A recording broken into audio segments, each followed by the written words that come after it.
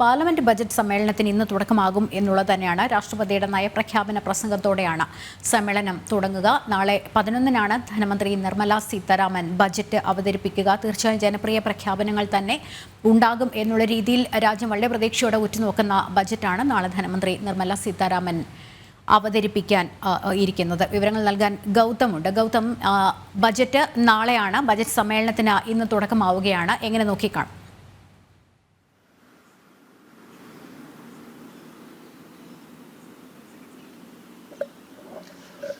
ലക്ഷ്മി, രണ്ടാം നരേന്ദ്രമോദി സർക്കാരിന്റെ അവസാന ബജറ്റ് സമ്മേളനത്തിനാണ് ഇന്നിപ്പോൾ തുടക്കം കുറിക്കാൻ പോകുന്നത്. രാഷ്ട്രപതി ദ്രൗപദി മുർമു അശ്വരൂഢ സേന അകമ്പടിയോടുകൂടിയാണ് രാഷ്ട്രപതി ഭവനിൽ നിന്നും ഇന്ന് പുതിയ പാർലമെന്റ് മന്ദിരത്തിലേക്ക് എത്തുക. അതിനുശേഷം പാർലമെന്റിന്റെ ഇരുസഭകളിലും സർക്കാരിന്റെ നയപ്രഖ്യാപന പ്രസംഗം രാഷ്ട്രപതി ദ്രൗപദി മുർമു നടത്തും. ഇതോടുകൂടിയാണ് ഈ നിർണായക ബജറ്റ് സമ്മേളനത്തിന് തുടക്കം കുറിക്കുക. ഈ സർക്കാർ 2019 അധികാരത്തിലേറിയ ശേഷം ഇപ്പോൾ 5ാം വർഷത്തിലേക്ക് കടക്കുന്നു. ഇനി നമുക്കറിയാം, ലോക്സഭാ തെരഞ്ഞെടുപ്പ് മാർച്ച് മാസത്തിലെ ആദ്യത്തേതോ രണ്ടാമത്തേതോ ആഴ്ചയിൽ കേന്ദ്ര തെരഞ്ഞെടുപ്പ് കമ്മീഷൻ പ്രഖ്യാപിക്കാനിരിക്കുന്നു. അതിനാൽ അവസാന പാർലമെന്റ് സമ്മേളനം കൂടിയാണ് ഇപ്പോൾ നടക്കുന്നത്.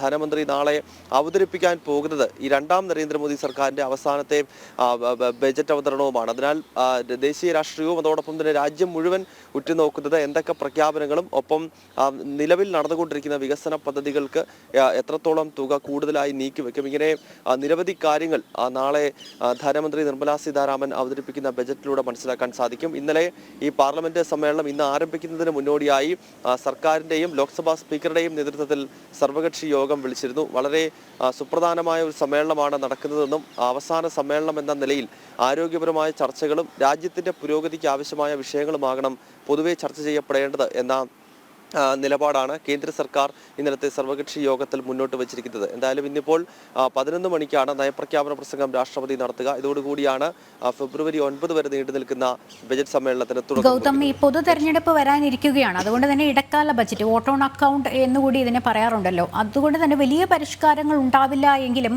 ഒരുപക്ഷെ രാജ്യം ഉറ്റുനോക്കുന്ന അല്ലെങ്കിൽ നമുക്ക് പ്രതീക്ഷിക്കാവുന്ന പ്രഖ്യാപനങ്ങൾ എന്താണ് എന്നുള്ളതാണ് സൂചനകൾ കിട്ടുന്നത്.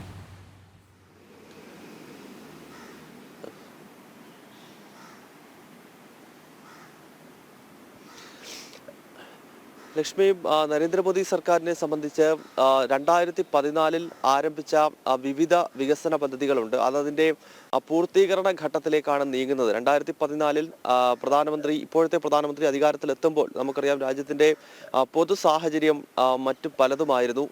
വളരെ പിന്നോക്കം നിൽക്കുന്ന അവസ്ഥ, രാജ്യത്തിൻ്റെ വിവിധ മേഖലകളിൽ പിന്നോക്കം നിൽക്കുന്ന സാഹചര്യം അന്നുണ്ടായിരുന്നു. അതിൽ നിന്നും കഴിഞ്ഞ 10 വർഷം കൊണ്ട് വലിയ മാറ്റങ്ങൾ കൊണ്ടുവരാനും ലോകത്തിലെ തന്നെ 5ാമത്തെ സാമ്പത്തിക ശക്തി എന്ന നിലയിൽ ഈ രാജ്യത്തെ വളർത്തിയെടുക്കുന്നതിലുമൊക്കെ നിർണായകമായത് കഴിഞ്ഞ 9 വർഷക്കാലം സർക്കാർ കൈക്കൊണ്ടിട്ടുള്ള പുതിയ സാമ്പത്തിക നയം തന്നെയാണ്.